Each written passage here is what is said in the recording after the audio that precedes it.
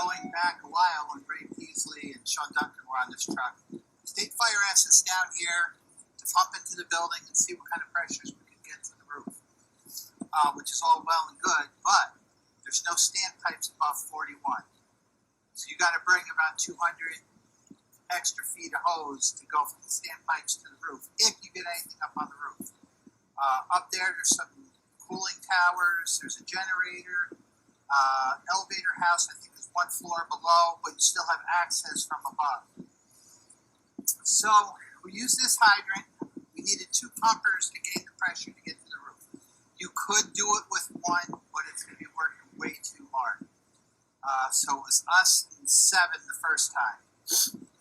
We pumped into the system, we blew the system apart. We were pumping too much water into the building, and we filled their basement. The whole system was out of service for a while. So they fixed it, they had us back. Second time round, we had hose failure on the truck. When you're pumping from whatever engine is over here, you're using 3-inch hose. You want canvas, because you're going to be pumping pretty good pressure into your standpipe system. Our hose was not really pressure tested or anything like that, so they blew. They blew at the couplings. Third time over, both C and D shift from engine 1 were here with State Fire, and engine 2 this time. However you want to get water out of that hydrant, it's going to the second pumper. We used everything we could to get water to that. So we used 5-inch hose and 1 3-inch connection to that pumper. Realized we didn't need to do that. So 1 5-inch into your second pump. After that, everything is canvas hose. Whether you use 2-inch or 2.5 or 3, it's canvas. So discharge that second pumper into the first pumper. We stayed below 130 pounds coming out of that other pumper. A lot of the shifts are getting into this, put a pumper on the hydrant, pump to the next truck that's 500 feet away or 100 feet away, whatever. There is 0.3 PSI loss in 100 feet of 5-inch. You're going down to 3-inch. If you want to include couplings, you're up to like 7 or 8 pounds. It's not a lot. Our relief valves in these trucks are all set at 130 pounds. So if you're pumping more than that in, all that water's dumping on the ground out the relief valve. You can't handle water with that kind of volume and pressure. At idle, the Pierces put out 70 psi. Once you put the hydrant into it, this is a 90-pound hydrant, you're already going to set the relief valve off in the pumper in front of you. Do the best you can to reduce the pressure coming out of your truck. So let's say 130 pounds into the pumper that's here. Engine 1 idles at 50 when you're in pump gear. So now you're adding 50 onto the 130 coming in. Do the math. You're going to, let's say, the 41st floor. It's 5 pounds per floor. Okay, so what are we at? So our smooth bore nozzles work all the way down to 30 at a pretty good rate. Up there, we want 50.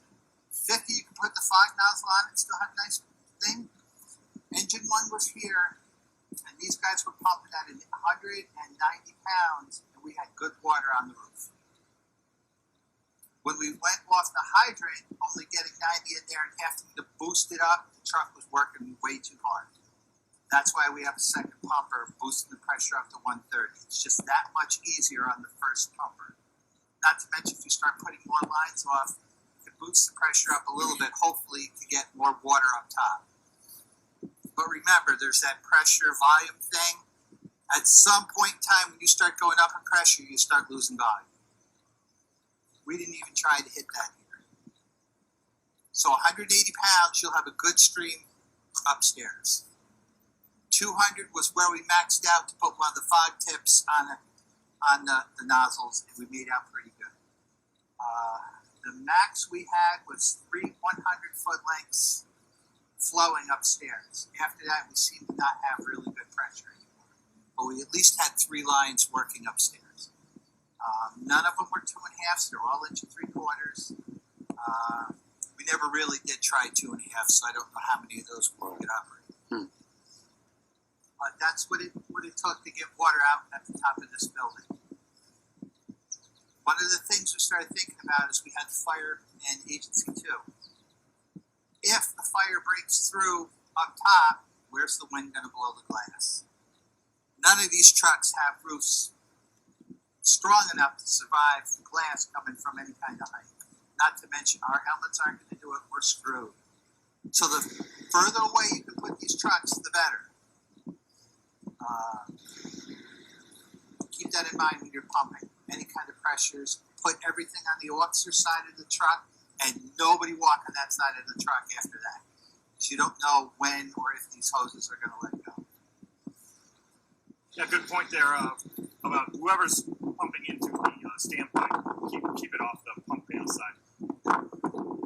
Because you feel the wind today, where's all that glass going to go? It's at us out here, especially on this side.